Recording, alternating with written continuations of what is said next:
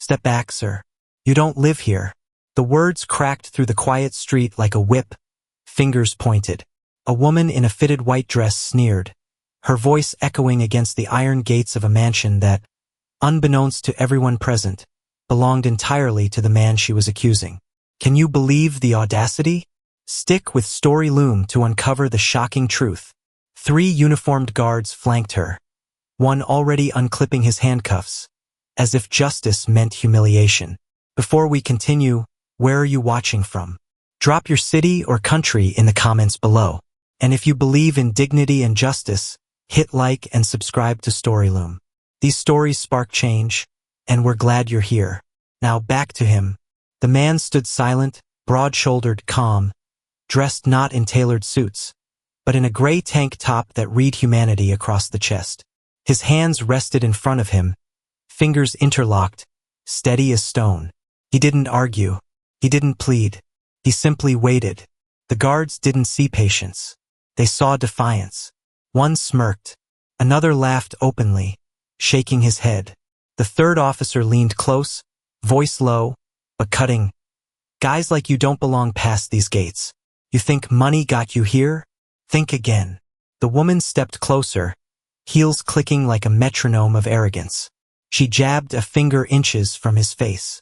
"This is a private residence. Cry all you want. You're not getting through. Call backup now." A red light flickered above the keypad beside the gate. The system scanned quietly, but no one noticed. What they did notice was his silence, and silence to them looked like weakness, but it wasn't. He had seen this before, at 23, when a landlord refused to hand him keys to the very apartment he had already purchased. At 30, when a valet tossed him the wrong set of car keys, convinced he was just hired help. And now, again, different faces, same contempt. The air thickened. A small crowd gathered on the sidewalk. A teenager lifted his phone, whispering, "I'm recording this." The woman turned sharply, shouting for security to detain him as well. She wanted control, but the moment was already slipping. He looked up finally, eyes calm, but sharp enough to slice. "You're certain I don't belong here?" The laughter rose again. The handcuffs gleamed in the guard's grip, but the gate behind them hummed, deep, mechanical, unignorable. A screen lit red, then green. AS recognized owner profile. No one moved. No one spoke. And that was only the beginning. Wait until you hear what happens next. Stay with Storyloom for the jaw-dropping twist. The green glow from the gate screen lingered like a verdict. But the guards didn't back down. One of them scoffed. "Glitch in the system.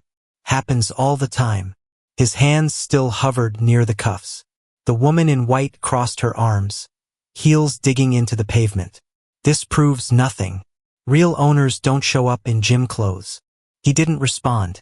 Instead, he adjusted the strap of the small leather case slung over his shoulder. No logo, no luxury, just clean, practical. Calm radiated from him like armor. He had walked into bigger storms than this. At that moment, the system chimed again. A smooth, automated voice rang out through the speaker above the gate, clear and deliberate. "Welcome home, Mr. Carter." The words froze the street. A teenager holding his phone gasped audibly. Even the guards exchanged quick, nervous glances. But the woman snapped back, louder, desperate. "Anyone could hack that. He doesn't belong here." Her shout carried across the quiet cul-de-sac, drawing more neighbors to their windows. A silver SUV slowed to a stop, the driver leaning out to watch. The teenager whispered to his live stream, "Y'all just heard that, right?" The system literally welcomed him by name. Comments began flooding the screen faster than he could read. Mr. Carter didn't flinch. He had been dismissed in so many forms before. Told he didn't look like a client, didn't fit the image of wealth, didn't belong in places he had built with his own hands. And now, at the gates of his own mansion, the story repeated itself. Different setting, same prejudice. One guard stepped forward, jaw tight. "Look, sir, we can't just let you through because some voice box says your name. Protocol requires verification." His tone sharpened on the last word, as if procedure could erase truth. Mr. Carter's eyes shifted briefly toward the keypad. As if on cue, The gate's cameras rotated with a low mechanical hum. They locked not on him but on the guards. A second chime echoed. Unauthorized personnel detected. Access suspended. The guards stiffened. One clutched his badge. The red light on it flickered, then dimmed completely. Another guard tugged at the earpiece in his ear, frowning when static replaced the dispatch line. Their system had just turned on them. The crowd outside stirred, whispers colliding. Did it just lock them out? Someone muttered. The woman's face flushed red. She pointed again, but the confidence in her voice cracked. This isn't real. You're manipulating something. Mr. Carter finally spoke, his voice calm, but firm. I didn't have to do anything. This house knows who belongs here, and it also knows who doesn't. And the air grew heavier, as if the mansion itself was about to pass judgment. The guards froze, badges flickering dead against their belts. One finally muttered, "This has to be a system fault." His voice, thin and nervous, betrayed him. The woman in white stepped forward, pointing at Carter like she could pierce him with sheer outrage.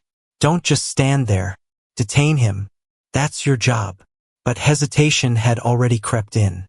The tallest guard shifted his weight, scanning the keypad again.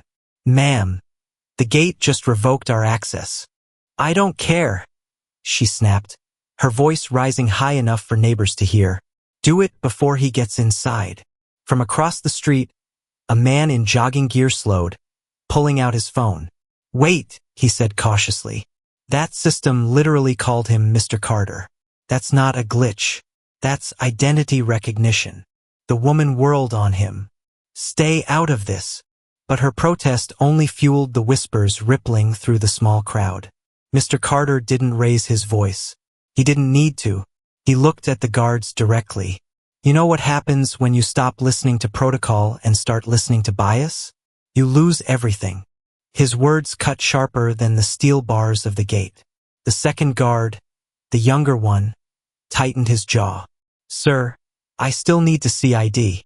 He reached out toward Carter's shoulder, trying to guide him back.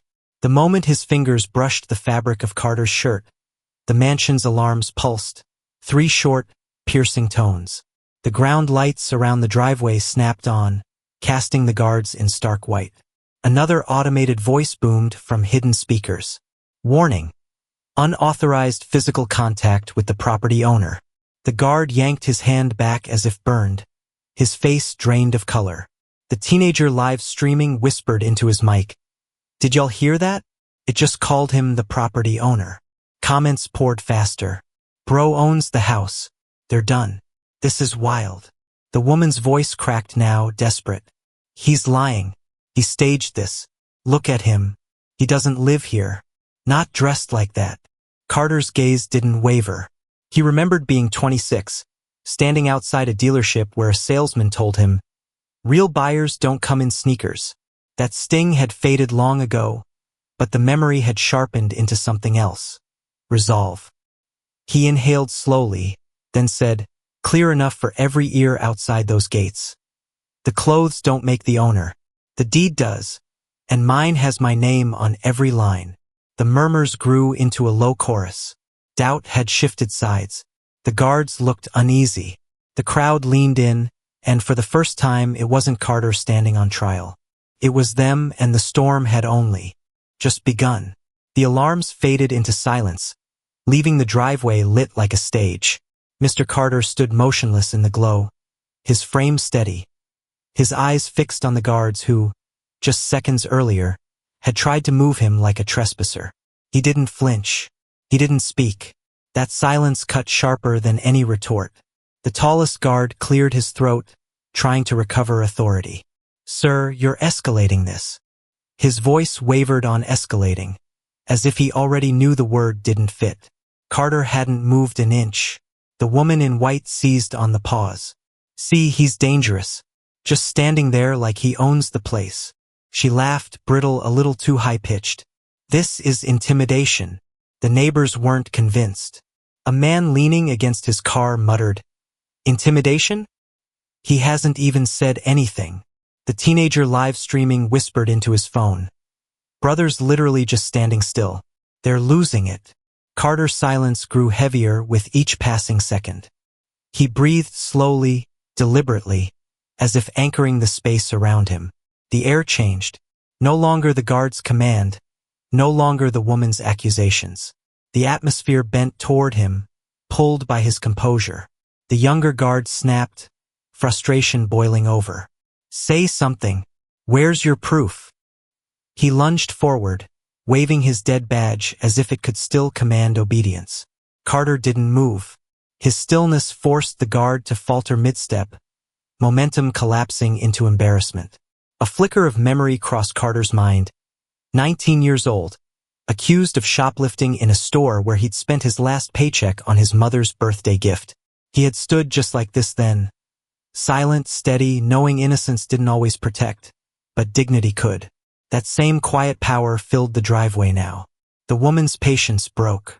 She shouted, "Security, why are you hesitating? Restrain him before he gets inside." But her voice cracked on restrain, trembling with the realization that control was slipping. Carter finally lifted his head, not to speak, but to look directly into the nearest security camera. The lens shifted, zooming on his face with mechanical precision.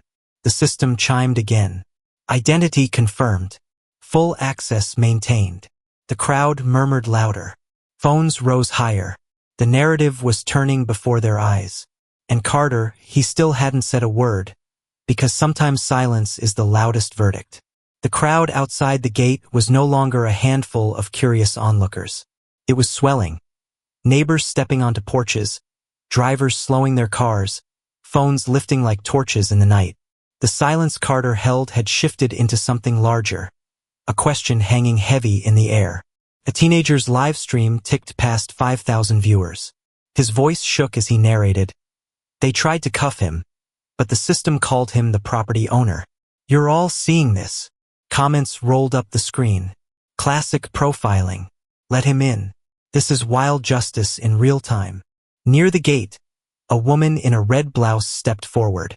She was small, middle-aged, a neighbor most barely noticed until now. Her voice was soft, but steady. I've lived across from this house for 8 years. That's Mr. Carter. He moved here before half of you even bought in. The tallest guard blinked, caught off guard. The woman in white whipped toward her, furious. You don't know what you're talking about. But the neighbor didn't retreat. She raised her phone higher. I know exactly who I'm talking about, and I'm recording everything you're saying. The tension rippled. Another voice chimed in. A man leaning against his silver SUV. She's right. I've seen him here every week, jogging, coming back late, greeting the mail guy. This is his home. Why are you acting like he's a stranger? The younger guard's lips parted, but nothing came out. Carter still hadn't spoken. His stillness was its own protest, but his silence gave others courage. From the back of the crowd, someone yelled, "This is discrimination." A chorus followed, some in agreement, others murmuring disbelief. A woman clutching her child shook her head. All this just because of how he looks. The live stream buzzed louder. Viewers spammed the comments. Expose them. Post the full clip. He owns them all. The woman in white snapped, desperation bleeding through. Stop filming. None of you understand. This man is trespassing. But the words sounded hollow now, drained of authority. Carter finally lifted his gaze from the pavement to the crowd. Eyes calm, voice low, but firm. Use your words, not just your cameras. The teenager lowered his phone slightly, swallowing hard. You mean speak up? Carter nodded once. The neighbor in the red blouse stepped closer to the gate, her voice louder this time. You don't get to erase him. Not again. And with that, the driveway became more than a gate. It became a courtroom. Witnesses weren't just present. They were rising. The tension snapped like a wire pulled too tight. The woman in white planted herself squarely in front of the guards, voice rising above the murmurs of the crowd. Are you all blind? He doesn't belong here. He's a fraud, a con artist, and you're letting him play you. Her words rang sharp, meant to cut through doubt. One of the guards straightened his shoulders, as if regaining courage from her fury. "Ma'am, we'll handle it," he said, but his eyes betrayed hesitation. The neighbor in the red blouse shot back, louder this time. "Enough! He does live here. Stop pretending you don't see it." Phones swung from one speaker to another, capturing every second. The live stream ticked higher, 10,000 viewers now. Comments pouring like water. "She's losing it. Classic cover-up. Watch the deflection." The woman's eyes darted at the screens, then back to Carter, venom dripping. "This neighborhood was built to be safe. People like you threaten that safety, dressed like that, walking in like you own the place." She spat the last words, mocking, cruel. "You're a thief trying to look important." A collective gasp rippled through the crowd. Even one of the guards muttered under his breath, "That's too far." Carter's expression didn't change. He stood as if rooted, his silence a mirror reflecting her ugliness back at her. The younger guard, emboldened, raised his chin. "Sir, you're not verified. Until you show proof, this is trespassing. That's the law." He pulled out his radio and pressed the button. Static answered him. The system had already cut his line. The crowd caught it instantly. Someone near the back shouted, "Even your radio knows who owns this place." Laughter broke through the tension, short but sharp. The woman's face flushed crimson. She turned back to Carter, spitting each word. "Go back to wherever you came from. You don't belong here." That line hung heavier than the alarms, heavier than the lights. It wasn't just an accusation, it was an eraser. Carter lifted his head slowly, locking eyes with her for the first time. His voice, low and measured, sliced through the noise. "You keep saying I don't belong. Ask yourself, why do you?" The crowd stirred. The live stream erupted. And in that instant, the balance shifted. The guards no longer looked like protectors. They looked like men caught on the wrong side of history, and the night wasn't done with them yet. The crowd's murmur hadn't even settled when the younger guard snapped. His patience cracked into anger. "That's it," he barked, reaching for Carter's arm again. "You're under detention for trespassing." His hand clamped down hard, shoving Carter back a step. Gasps rippled through the street. The teenager's live stream jolted as he shouted into his phone. "They're putting hands on him again, on the owner." Comments surged. "Lawsuit incoming. This is assault. They're finished." The tallest guard stepped in to back his partner, fumbling for the cuffs. "Don't resist, and this will be over quickly," he muttered, more to himself than to Carter.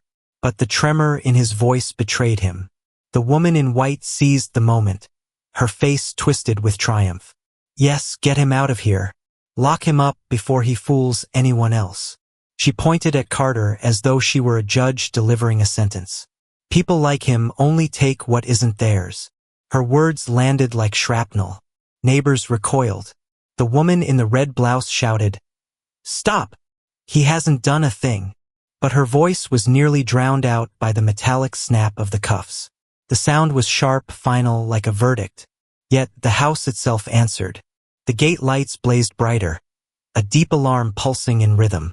A new voice, colder, more authoritative than before, echoed from the speakers. "Warning! Use of force against the property owner will trigger escalation protocol." The guards froze mid-motion. One cuff clanked uselessly against Carter's wrist, refusing to lock as the metal mechanism jammed. The system had shut it down. Phones caught everything, the alarm, the automated declaration, the failed cuffs. The live stream ticker shot upward, 20,000, then 30,000. The younger guard cursed under his breath, yanking the cuff back. Damn equipment. But the crowd had already decided. "That's no glitch," someone called. "That house is protecting him." The woman's mask cracked, fury spilling into panic. She screamed, "He hacked it. Don't you see? He's a criminal."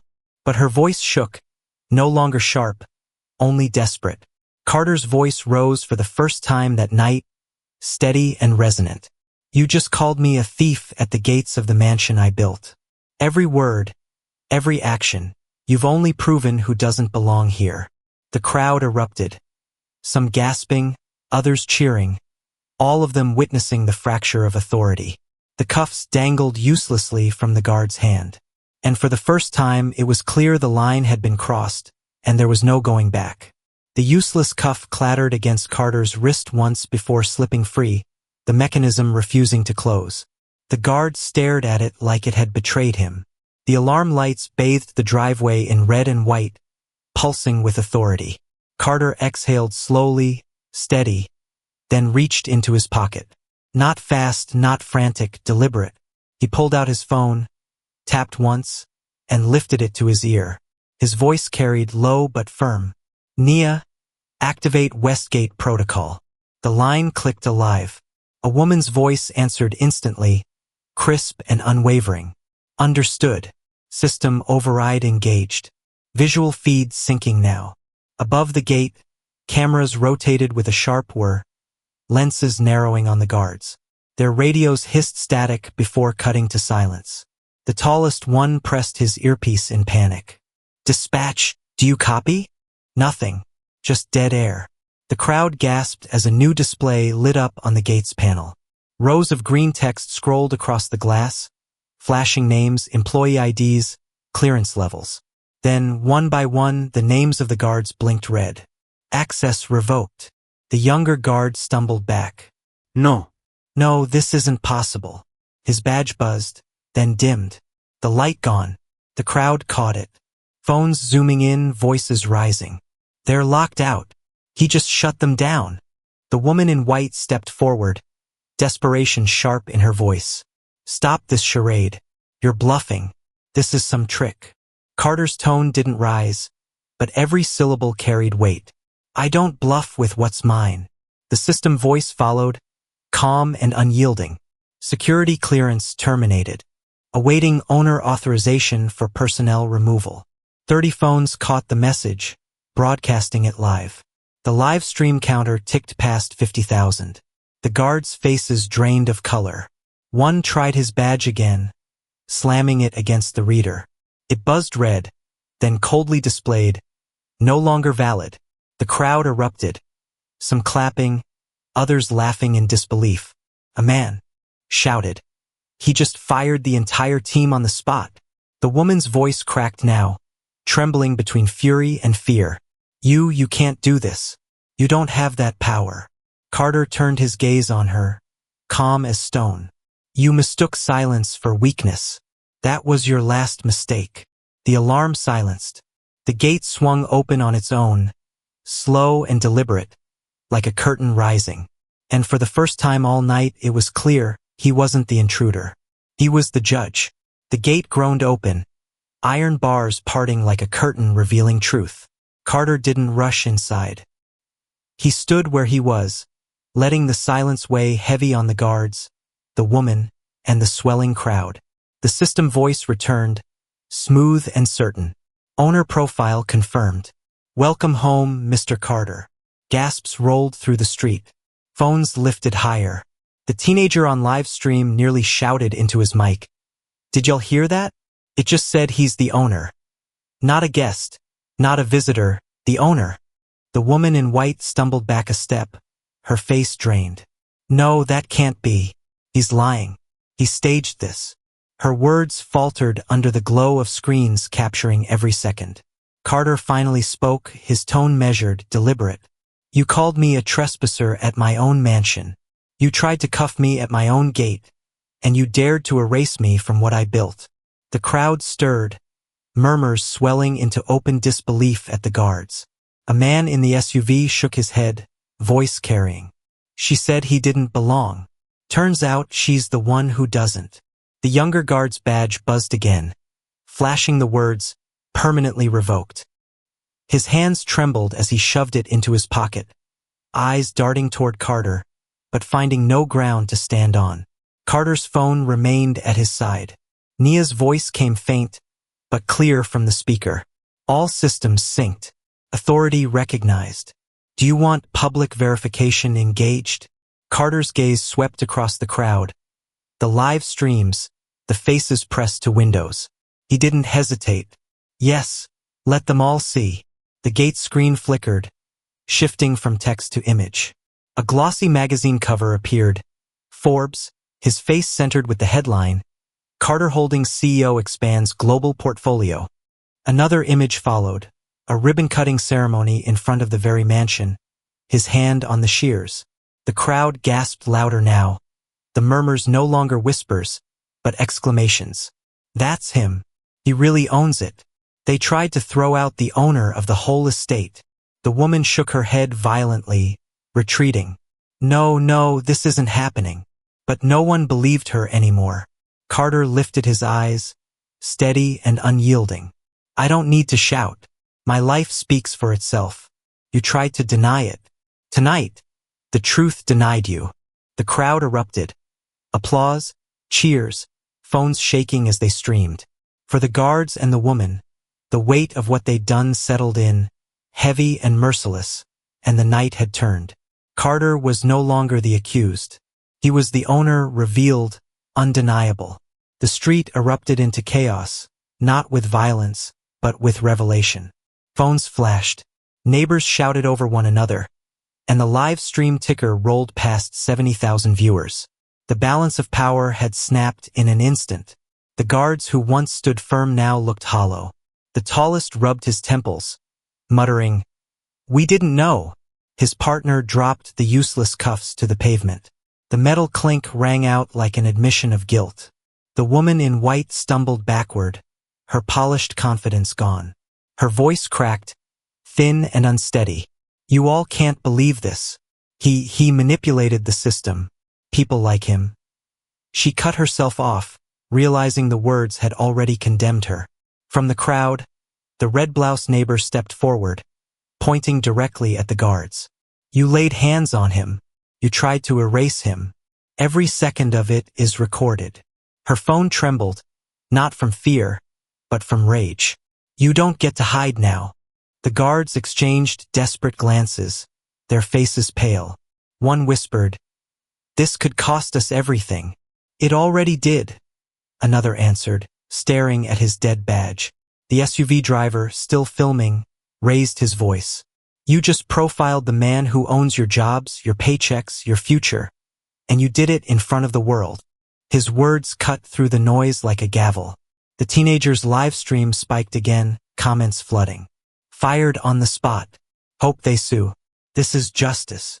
Carter hadn't moved. He let the weight of silence stretch again, every second pressing harder on those who had mocked him. Finally, he spoke, each word measured. "You called me a fraud. You locked me out of what I built.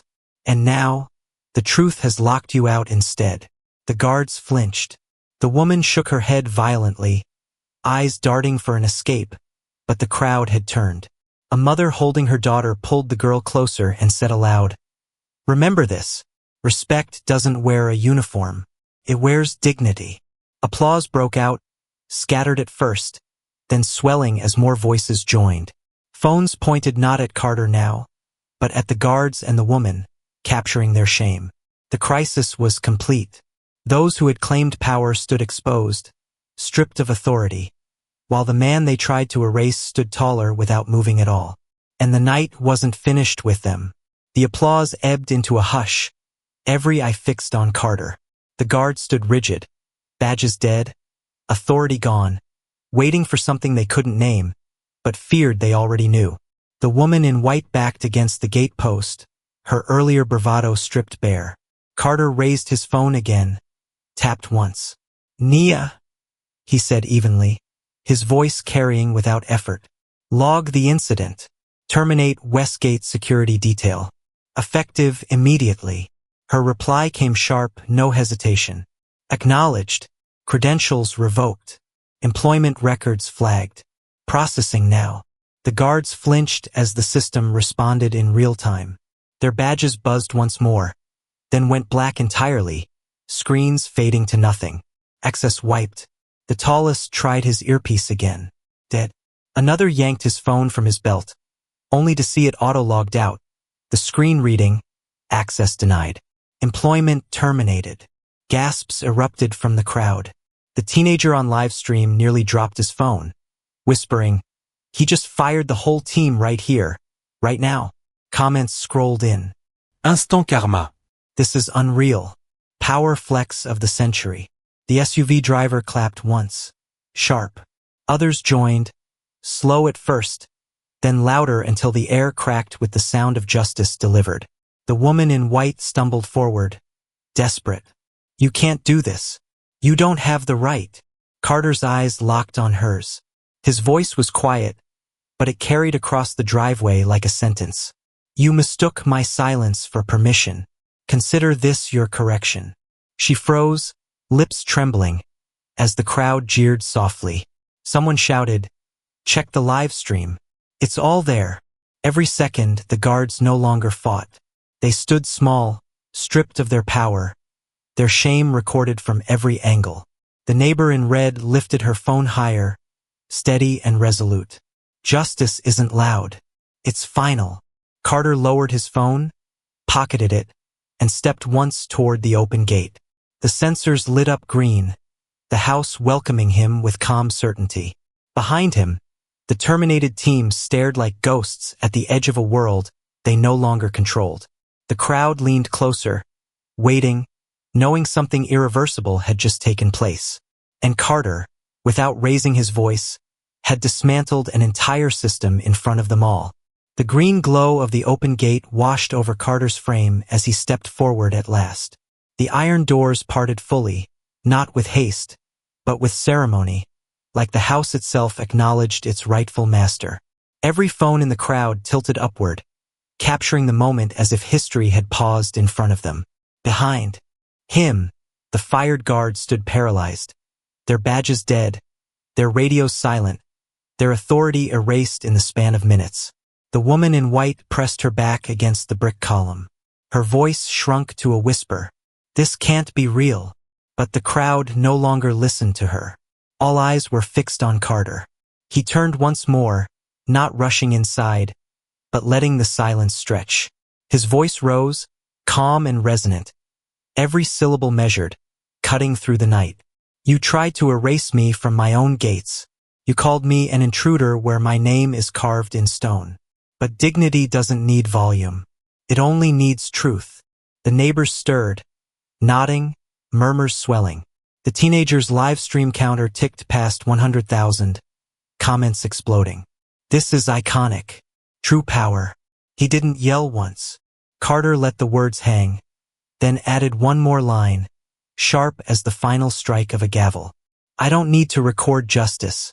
I am the result of it. The crowd erupted. Applause cracked through the night, cheers rising, voices chanting his name. The SUV driver raised both arms in solidarity. The woman in red blouse, tears in her eyes, whispered, "About time they saw the truth." The guards turned away, smaller than they had ever looked, swallowed by the weight of their own failure. The woman in white tried to slip through the onlookers, but phones followed her every move, documenting the downfall of arrogance. Carter faced the gate again. The mansion lights flickered on across the facade, golden and steady, as though the home itself was bowing in recognition. He stepped inside without looking back, the heavy doors swinging shut behind him with a sound like a gavel closing court.